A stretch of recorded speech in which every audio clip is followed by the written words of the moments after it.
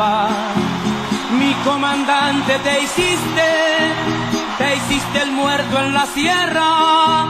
Se lo creyeron, qué bueno, Francisco Alberto, caramba. Ellos contaron el cuento, Francisco Alberto, y ellos no lo creyeron, que tú te has ido, no es cierto. Tú estás viviendo en el pueblo, Francisco Alberto.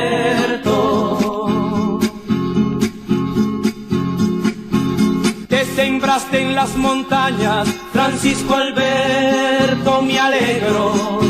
Y engañaste a los de arriba, los generales y el miedo. Francisco Alberto, me alegro, Francisco Alberto, caramba. Media isla, en la zozobra del luto y de la sangre. Media isla, y la presencia centenaria de los yanquis. Media isla bañada de febrero en caracoles. Francisco Alberto, Peña Jaques, Galán, Claudio, Pérez Vargas, Hamlet, Payero Ulloa, Holguín Marte y Lalane. Dijeron que estabas muerto, Francisco Alberto, caramba, y que en un sitio ignorado enterraron tu fusil. Francisco Alberto, y tu cuerpo, Francisco Alberto, caramba. Ellos contaron el cuento, Francisco Alberto, y ellos no lo creyeron, que tú te has ido, no es cierto. Tú estás viviendo en el pueblo, Francisco Alberto.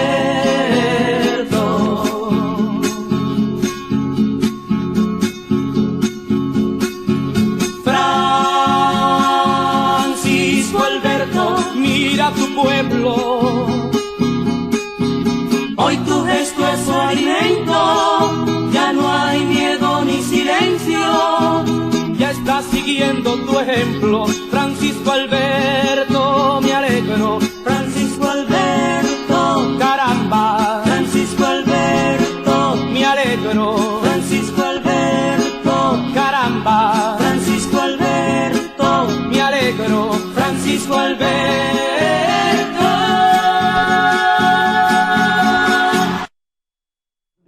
Bueno, señores, buenos días y bienvenidos de nuevo a este su espacio Periodismo y Sociedad. Como siempre, para llevar los temas que le impacten a usted en persona, como familia y como sociedad, tratando de que hagamos entre todos un mundo mejor, pero para todos. Estamos por el canal 19 de Cinevisión en Santo Domingo y también para el mundo por Dominica Network y por las plataformas digitales de Facebook Live, YouTube y Cinevisión.do, siempre con la ayuda de Dios. Hoy es 16 de febrero.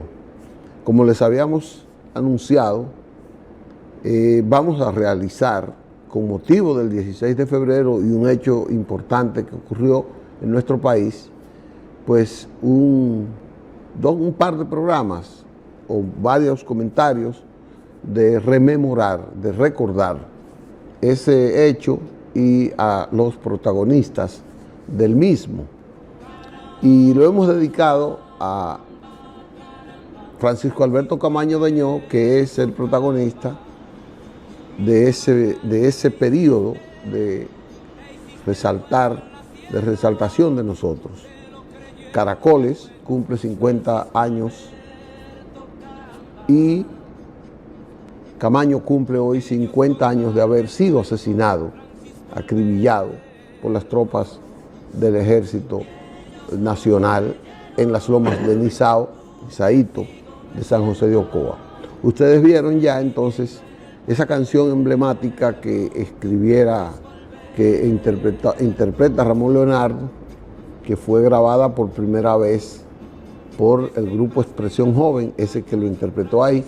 Expresión Joven fue un grupo de muchachos que identificó el momento, se comprometió con esas ideas y las expresó a través del canto. Fue un grupo, tengo entendido que fue creado por Cholo Brenes, un gran creador de grupos musicales y de un sociólogo estudioso profundamente de la idiosincrasia nuestra. Camaño, ayer hicimos un programa y rememoramos, hicimos un recorrido sobre su historia, un hombre que viene del trujillismo, que viene de esa casta militar que soportó a Trujillo, era hijo de don Fausto Camaño, y Fausto Camaño era un jefe de militar, trujillista. Camaño fue asignado para reprimir acciones democráticas, acciones de expresión popular. Fue designado jefe de los cascos blancos. Aquí en el país enfrentó a aquella rebelión de Palmasola, pero se presentó el momento de la Guerra de Abril y entonces sale él y llena el vacío militar que no teníamos en ese momento, aunque sí la parte civil, y teníamos muchos militares, pero no teníamos el líder que podía y que asumía eso. Vamos hoy a continuar hablando de ese Camaño, del Camaño que encabeza el liderazgo militar de la revolución, que fue el presidente constitucionalista y que luego, pues, por acontecimientos que vamos a describir hoy, pues se ve obligado a irse del país junto con otros patriotas y entonces irse a Cuba en esa parte. De eso vamos a hablar hoy en esa etapa. Y para comentarlo, invité a un protagonista de ese tiempo, de esa época que estaba en su fervor, en esa efervescencia política de juventud, trabajando con los grupos de izquierda, que fue un sector que le dio un apoyo extraordinario a la revuelta de abril y a las acciones del coronel Camaño. Se trata de Rafael Fafa Taveras, un hombre de historia, un hombre de la política nuestra, que tiene ese background y que tiene todavía cómo contarnos tantas cosas, que tiene que contarnos, ojalá que se decida a escribir más libros, para que la juventud de hoy y de mañana conozca otra versión de lo que fue el 65, de lo que fue Camaño y de lo que fue esos 12 años. Buenos días, Fafa. Buenos días, Licho. Me alegra que un viejo amigo como tú, en una fecha como esta, me invite. Porque Sí. tú y yo somos testigos presenciales de lo que ahora, 50 años después, Sí. nos reunimos para comentar. Es decir, Parece fue ayer. la vida nos ha tratado con delicadeza. Y yo digo que yo soy un hombre afortunado, que estoy contándolo todavía. Seguro. Fafa Camaño asumió el liderazgo de la Guerra de Abril. Como decíamos, él no era un militar de esos vinculados políticamente a las ideas progresistas, pero en el 65 parece que por influencia de mucha gente, entre ellos el coronel Fernández Domínguez, él logra cambiar. Eso es lo que yo tengo conocimiento y lo que en esos momentos que yo estaba en los clubes culturales y cosas, pues nos evidenció eso. ¿Cómo es que Fafa puede evaluarnos a ese Camaño con esos acontecimientos que pudiéramos vincular hoy? Yo vivo diciendo que el pasado no tiene arreglo, que siempre hay que entender la actualidad y cómo desde la actualidad tú puedes ver al pasado, contrario a cómo tú querías usar con el pasado para ver la actualidad, alterar. Desde ahora uno comprende una cuestión de fondo, el peso que tiene el desarrollo de la vida, que siempre empuja hacia los cambios. Por ejemplo, el papá de Francis, como tú dices, don Fausto Camaño, y Ludovino Fernández eran dos generales fundamentales de la dictadura de Trujillo. Incluso Ludovino Fernández, que era más agresivo, cogió a unos ciudadanos que atracaron un banco en 1950 y pico, algo. en Santiago. Lo condenaron a 30 años y él fue al día siguiente a llevarlo a que cumplieran el primer día de su condena de 30 años de trabajo público y lo llevó al estadio Cibao. Y en el estadio Cibao, con mucha gente que fue a ver el inicio, él cogió y lo fusiló ahí a los ojos de la gente. Es decir, era de un funcionario, Ludovino Fernández, que su hijo, el coronel Fernández Domínguez, vivía entonces con Francis, primero por la procedencia de que ellos eran de la élite militar de la dictadura, y dentro de su institución, entonces se da el proceso de que matan a Trujillo, se abre la batalla por la elección de Bosch, se impone Bosch, lo tumban a Bosch, y entonces Francis Camaño y Fernández Domínguez, frente a ese hecho que interrumpen el ejercicio de un gobierno que el pueblo se había dado, a pesar de ellos haber estado viviendo bajo el servicio de la dictadura, en la medida en que tumban a Bosch, se da una reacción entonces por la exigencia de la vida en la conciencia de esos militares. Y el problema de fondo es, ¿se puede aceptar hoy, frente a la expresión de la voluntad popular que escogió a Bosch, que un grupo de militares entonces crea que estamos en la época de Trujillo? Y yo creo que esa realidad gravitó en el alma de los dos. Fernández Domínguez era asistente personal de Bosch y Camaño era el jefe del instrumento de represión pública más importante, los cascos blancos. Yo había tenido con él mucha confrontación personal. Yo era el miembro del grupo 14 de junio que en su primer congreso me escogió para ser responsable de prensa y propaganda. Yo gané una batalla interna con René del Risco cuando me escogieron en ese congreso. Entonces, en función de eso, en una ocasión, el 26 de julio de 1962, el 14 tenía dos bocinas puestas en el Conde, esquina Hosto, hablando del aniversario de ese ejemplo cubano que nos había sacudido a nosotros y que había estremecido al mundo y que había abierto la expectativa de que no hay dictadura que no pueda ser derrocada. Y entonces llegó Francis Camaño con dos vehículos, una camioneta, lleno de policías. Lo detuvo frente al 14, los colocó enfrente y cuando los coloca yo bajo como el responsable de propaganda. Digo, ¿qué es lo que pasa, coronel? ¿Qué es lo que pasa? Tiene 3 minutos para que apague esa bocina. Y yo sigo hablándole a la gente y él dice, mire, tiene 2 minutos para que apague esa bocina.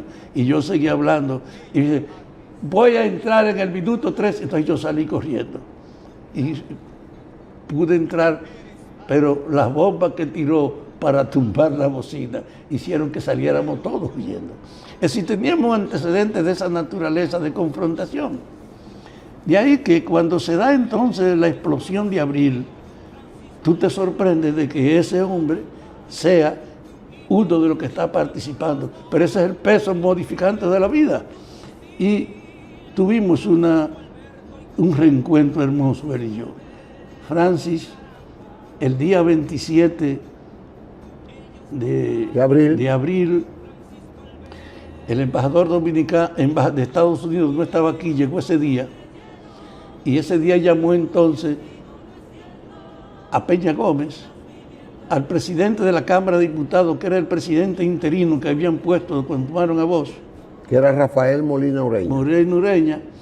Y a un conjunto de personalidades, incluso del empresariado.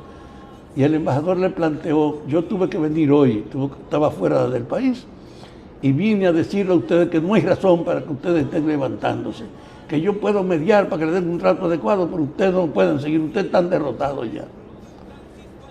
Peña Gómez se asiló ese día para organizar su movimiento, y el presidente interino también se asiló.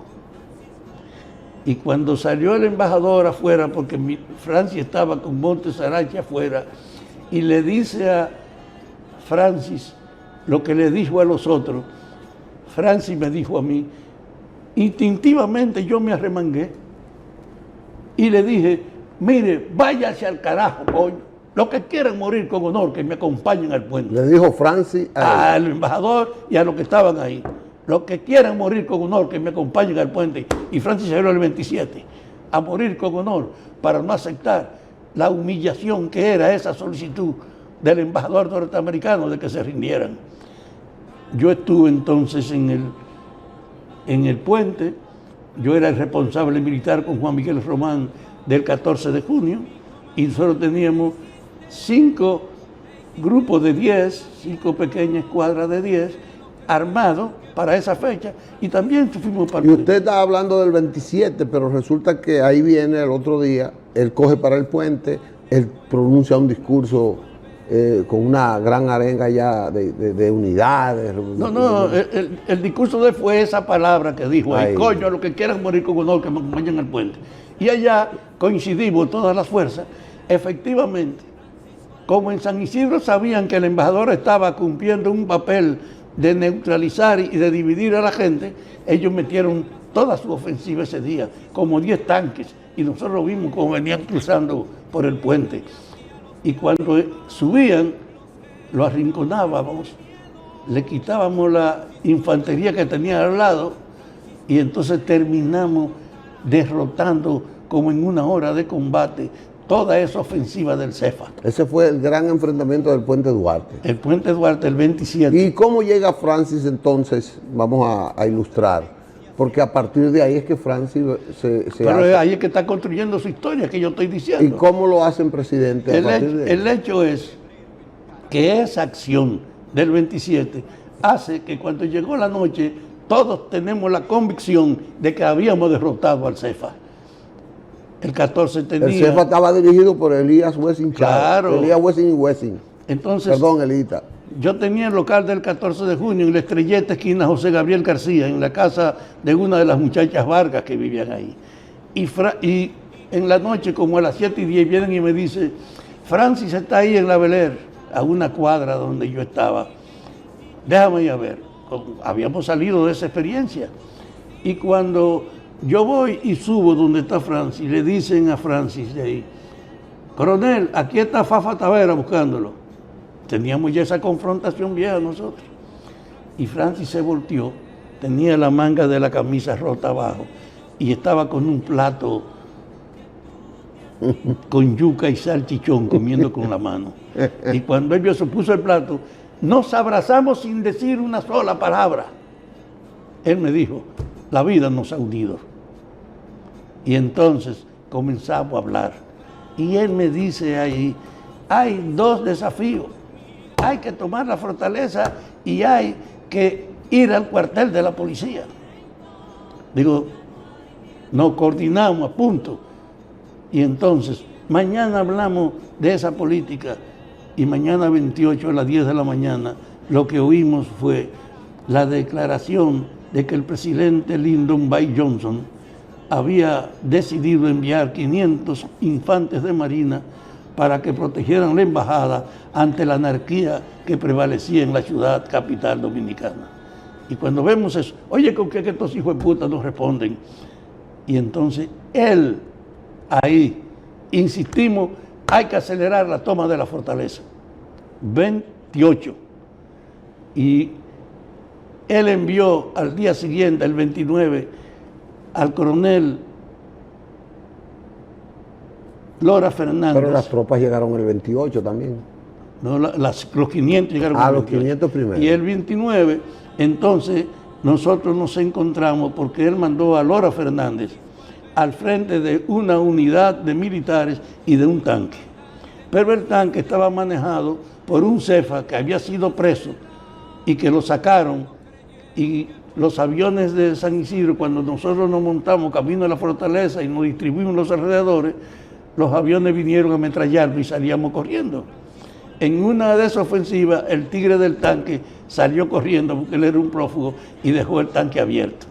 Y con esas situaciones, no se preocupe, coño, que yo soy artillero. Nadie pensaba eso porque yo había sido entrenado en Cuba 10 meses en el ejército cubano y había llegado en diciembre. Y entonces, cuando yo entré a ese tanque y lo cerré, a Mauri, Homero, todos esos muchachos se montaron en él como si fuera un redón. Yo disparé 2 veces frente a la fortaleza. Y eso creó un vínculo entre Nora Fernández y yo, que cuando se ocupó la fortaleza, porque los militares con Claudio Camaño a la cabeza entraron por el Caribe detrás, y el espíritu de la fortaleza no fue hacernos resistencia, fue facilitar la vaina. Correcto. Ahí estrechamos entonces el vínculo, los militares, y el 14 de junio a un nivel extraordinario. Pero el hecho cierto que fue el espíritu de Francis, fue su determinación de no acceder a la presión de Estados Unidos, del embajador, en una acción que era inconcebible en la sumisión trujillista que tenían las Fuerzas Armadas, en un gesto que no puede dejarse en el aire, que hay que recuperarlo en la historia, de mandar al carajo al embajador y llamar a morir con honor mejor. Correcto. Entonces, ese fue el punto de partida de su reconocimiento y de su heroísmo, que hace entonces que ante la ausencia del que fue nominado presidente interino, Molina Ureña, ante ese vacío, todo el mundo coincidió que el presidente interino tenía que ser Francisco Alberto Camaño. Fafa, vamos a una pausa y vamos a volver con algo muy interesante de ese episodio, de cuando ya Francia es presidente y viene la invasión norteamericana. Y sigue la invasión, que ya había continúa, comenzado. pero va aumentando. Ya va a comenzar. Vamos a una pausa, Manuel, y venimos entonces ya en ese segundo bloque con Fafa Taveras y la historia de Camaño, Caracoles, 50 años después.